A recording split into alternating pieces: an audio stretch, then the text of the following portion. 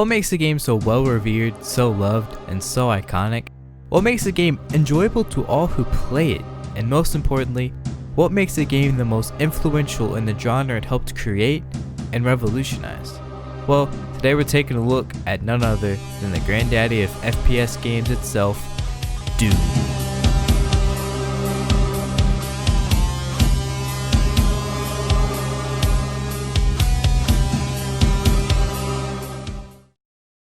Released in 1993, Doom has went on to become one of the most important games of all time, but how was that exactly? Across the course of this video, we're going to be looking at everything from development all the way down to the game itself and my experiences and opinion on the topic. Now, some of my research and everything is going to be a little bit simplified, so don't come at me if I don't get everything in the video, but we're going to try to cover as much as is humanly possible in the amount of time slotted. Feel free to leave a like and subscribe if you want to see the rest of the series as it's released. Also, I'm playing the Switch version due to getting too many errors on the Steam version to the point where I just don't feel like messing with it anymore. So with that comes bad gameplay because Joy-Cons suck at shooters, but you know, with all that out of the way, let's start with development.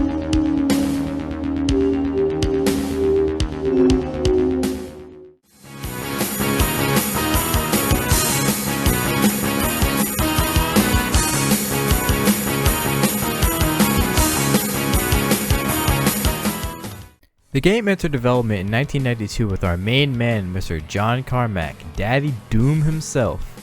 He started writing the engine in the middle of its development of Spear of Destiny, the prequel to Wolfenstein 3D, its big success at the time. The game took advantage of a technique they used for Wolfenstein to emulate 3D that represents the levels on a two-dimensional plane while separately adding differences in height to add scale. To set the tone for the game and lay out just exactly what Doom was, Tom Hall wrote an elaborate, almost 80-page document called the Doom Bible. Hall originally wrote that he wanted a huge storyline that included multiple characters and lots of features, but it's safe to say Carmack and most of it disagreed and neglected to ignore the Doom Bible in most capacities. Carmack wanted the game to be simple and straightforward, and Carmack has been quoted saying, "Story in a game is like story in a porn movie. It's expected to be there, but it's not important." Which is such a weird but kind of understandable take. I'm personally a story guy. I love seeing progression and character interactions, but I also see where Carmack is coming from. Sometimes you have a gameplay loop so solid where a story would just take away from the gameplay that makes the game so enjoyable in the first place. Doom practically marketed itself as a no fucks given, fast-paced shooter. So imagine what would have happened in an alternate universe where Doom had cutscenes. The games it influenced might look extremely different. So, in my opinion, it sucks to see Tom Hall's Doom Bible just go mostly unused, but I can't help but be a little relieved that the game turned out the way it did today. Moving on though, the game sports some great character and weapon models, and there's actually some cool explanations behind that. The enemy models are actually clay models designed by id's art lead Adrian Carmack, and they later brought in Gregor Punchatz, sorry I can't pronounce his name, who had previously done work for movies like Nightmare on Elm Street and RoboCop. These models were given stop motion animations and scanned into the game. And speaking of scanning, some of the weapons were actually scanned in models of toy weapons from Toys R Us, which I'm sure is a commonplace back then, but it's such a wacky story to hear nowadays. A lot of this stuff is seriously interesting, and it's such an underdog story to take a relatively small studio going through these obscure methods to save time, while making what would be an insanely influential game to the industry as a whole. But stories like these just make me love id so much. But the company wasn't perfect, which is something we should explore in future episodes, but for now, let's turn our attention to the story, or lack thereof.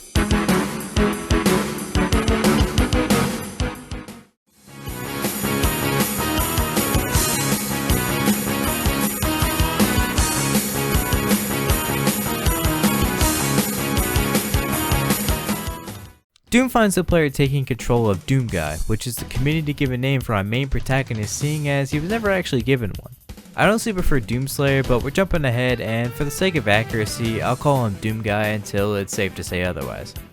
Doom Guy is a Marine working alongside the Union Aerospace Corporation, or the UAC, on Mars. The UAC is performing experiments to perfect interdimensional travel. The project has been showing signs of instability, but they don't even think about stopping. I mean, It's a massive corporation, why would they stop when they don't actually have to, right? Anyway, due to corporate greed, a fluke in the machine causes hundreds of demons to spawn and wreak havoc on Deimos and Phobos. Everyone there is either dead or risen from the dead into the form of a zombie. And that's where you come in. You immediately spawn in and start the demon murdering. It's an extremely simple exposition that serves its bare minimum purpose of explaining why you're slaughtering demons like they were jello, though I guess you don't really need an explanation to know that demons are hella bad, pun intended. The premise does what it needs to, but I can't help but wish it did more. We get little hints of character like how Doom Guy had a pet rabbit named Daisy who was slaughtered and beheaded, but there's not much to really go off on. It honestly reminds me more of an arcade game rather than an SNES game, which was the console around at the time. Though they do go a little more in later games when it comes to giving you pieces of lore to chew on to mold its universe more than, hey, demons bad. But speaking of demons, you slaughter a lot of them, so let's learn how you do it.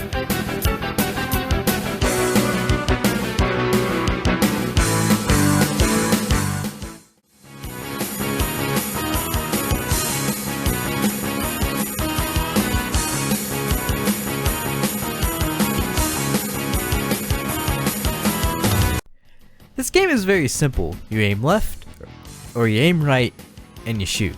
There are no grenades, no tools, and there's not even an option to look up or down. It's just you, your guns, and some demons. The game does know where the demons are though. Say there's a demon on a high ledge. If you look towards it, your bullets will automatically start shooting at the ledge. It's a pretty good workaround for not having the other axes available to you. Hey, you said gun, right? Oh boy, let me tell you what guns we got in our arsenal, boys.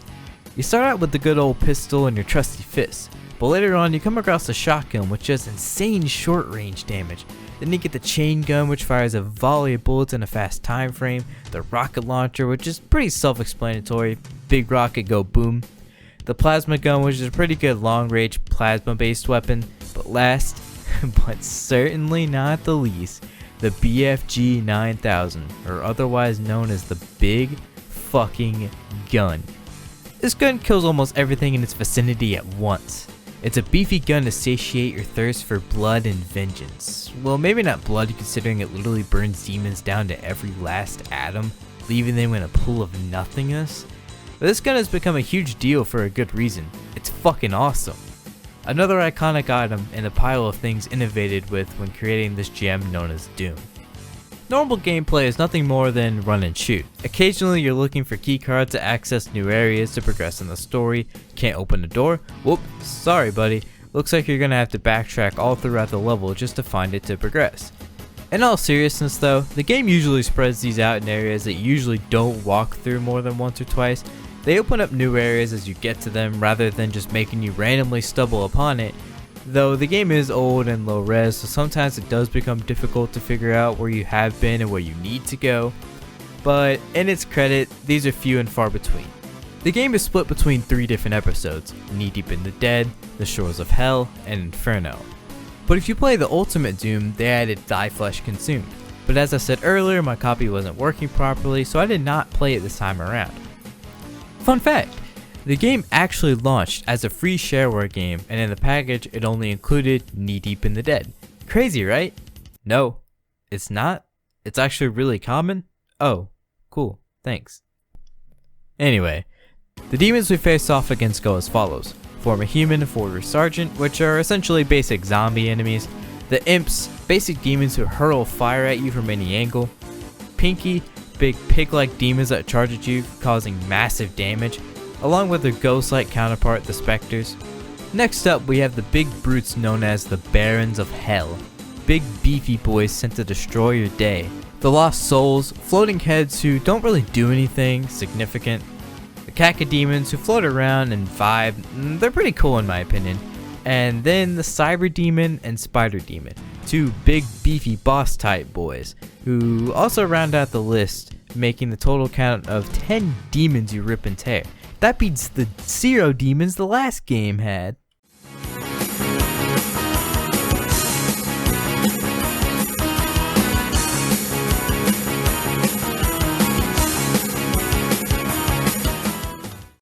Doom, while aged heavily, is a masterclass in gaming in both execution and longevity.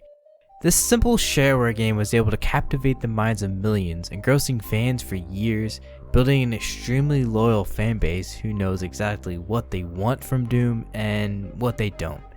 Yeah, don't worry, we'll get to that. But I know you're wondering, what do I think of all this? Well, I'm just a massive Doom fan, and while this game isn't what made me fall in love with the series, it definitely added fuel to the fire for sure.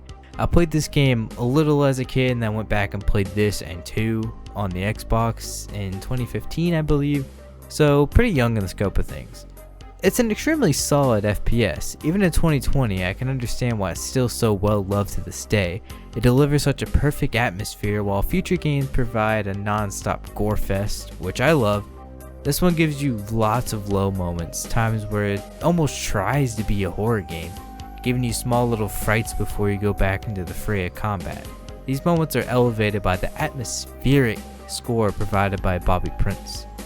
That's what Doom was back then, and that's what made it a hit for so many. But that's not to say there's no room for improvement. This series will later show us that's not the case. But I guess what I want to get across is the point that Doom hasn't always stayed the same throughout the years. It's grown and adapted in great and sometimes poor ways, but it's definitely grown.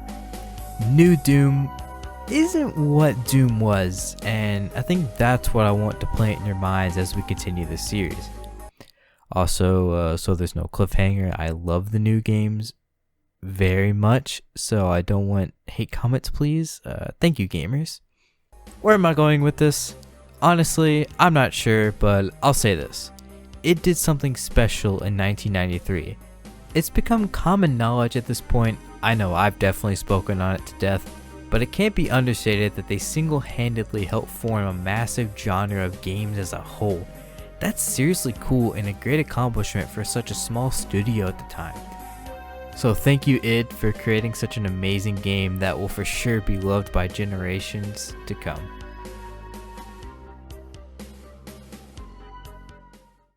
And thank you guys very much for watching. This video's been quite a ride to make, and I appreciate you guys stopping by. I plan on doing a lot more of these.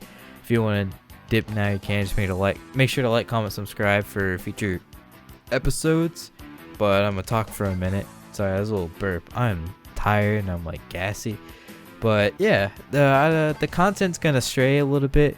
I want to do a lot more of these retrospectives. I'm not sure what the next episode's going to be. It might be Doom 2. It might be some other game or retrospective. So don't expect these to be all completed in one time frame. Like I might move from game to game. I might do a couple other videos. Like I kind of want to do a Minecraft Dungeons video, like a review, but don't hold me to that because I might not get to it.